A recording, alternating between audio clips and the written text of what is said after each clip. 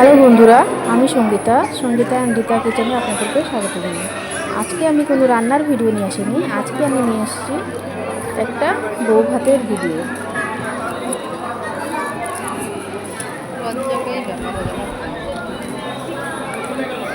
সবার প্রথমে প্লেট দিয়ে গেল,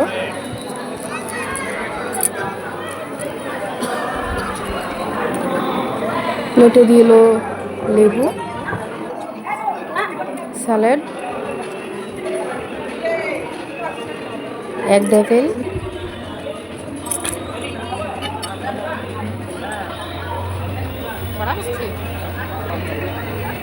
তারপরে দিল রাধা বল্লভী, তার সাথে দিয়েছিল চানা মশলা, সেটা খেতে খুবই দুর্দান্ত ছিল। তারপর দিল গরম গরম ভাত, মুগ ডাল,